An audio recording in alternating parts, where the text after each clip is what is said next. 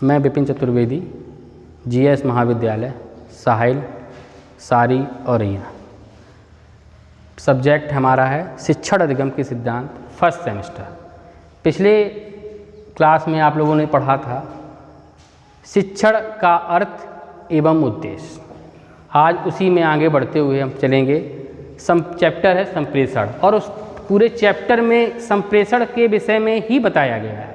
तो वो प्रकरण भी हमारा हो गया संप्रेषण।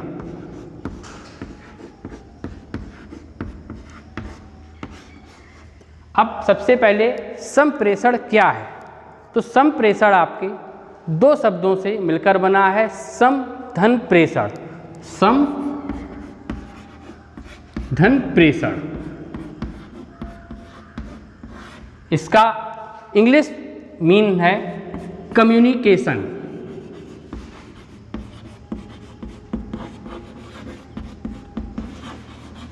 कम्युनिकेशन।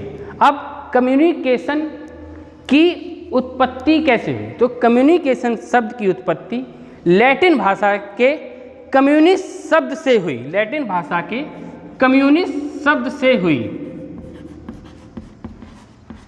कम्युनिस का जो मीन्स है सामान्य बनाना। सामान्य बनाना।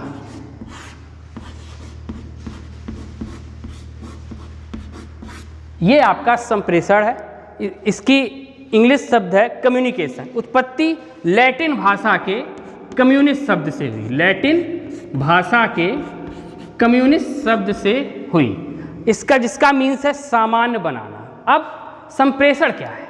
संप्रेषण विचारों का आदान प्रदान ही संप्रेषण है, कि किसी को हम किसी माध्यम से अपने विचारों से अवगत कराएंगे तो वो ही संप्रेषण है। कुछ काफ़ी विद्वान हुए, उसमें से कुछ विद्वानों ने संप्रेषण की अलग अलग परिभाषाएं दी। तो एक दो आप लिख सकते हैं, लिखना चाहें तो लिख भी सकते हैं, पॉइंट आउट कर सकते हैं। जैसे आपके एक ई.जी. मेयर विद्वान हुए, जिन्होंने एक संप्रेषण की परिभाषा दी कि संप्रेषण से तात्पर्य एक व्यक्ति के विचारों तथा संपत्तियों से दूसरे व्यक्तियों को परिचित कराने से है।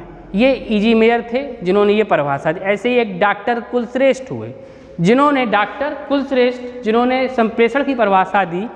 आपके संप्रेषण एक गत्यात्मक उद्देश्यपूर्ण द्विध्रुवी प्रक्रिया है। इसमें सूचनाओं तथा विचारों का संप्रेषण लिखित, मौखिक अथवा संकेतों के माध्यम से होता है। तो ये दो परिभाषाएं हैं, अगर आप लोग चाहें तो लिख भी सकते हैं। ठीक, इसके बाद संप्रेषण की विशेषताएं क्या हैं? तो संप्रेषण की विशेषताएं हैं, जैसे संप्रेषण की विशेषताएं। तो संप्रेषण की सबसे पहली विशेषता है संप्रेषण पारस्परिक संबंध स्थापित करने की एक प्रक्रिया है। संप्रेषण पारस्परिक संबंध स्थापित करने की एक प्रक्रिया है। नंबर 2, संप्रेषण विचार विमर्श तथा संप्रेषण में विचार विमर्श तथा विचार विनिमय पर विशेष ध्यान दिया जाता है। नंबर 2, संप्रेषण में विचार विमर्श तथा विचार विनिमय पर विशेष ध्यान दिया जाता है। नंबर 3, संप्रेषण प्रक्रिया एक उद्देश्ययुक्त प्रक्रिया होती है। संप्रेषण प्रक्रिया एक उद्देश्ययुक्त प्रक्रिया होती है, उद्देश्यपूर्ण प्रक्रिया होती है। अब हम देखेंगे कि संप्रेषण के प्रकार क्या है। संप्रेषण के प्रकार,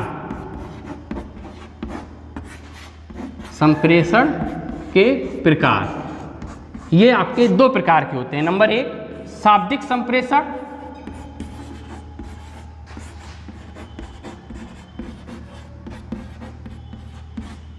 और नंबर 2, अशाब्दिक संप्रेषण।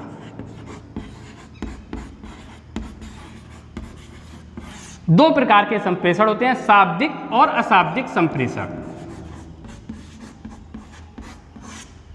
अब हम जानेंगे शाब्दिक संप्रेषण के विषय में। ठीक है, शाब्दिक संप्रेषण के भी दो प्रकार होते हैं। जैसे नंबर 1 लिखित संप्रेषण। लिखित संप्रेषण। और नंबर 2, मौखिक संप्रेषण।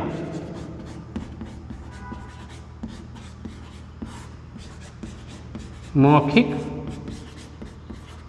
संप्रेषण। ये आपके शाब्दिक संप्रेषण के दो प्रकार हैं, लिखित और मौखिक। इसी तरीके से आपके अशाब्दिक संप्रेषण कई प्रकार का हो सकता है, जिसमें हम आपको आगे बताएंगे। लिखित और मौखिक संप्रेषण इसी तरीके से है आपके अशाब्दिक संप्रेषण।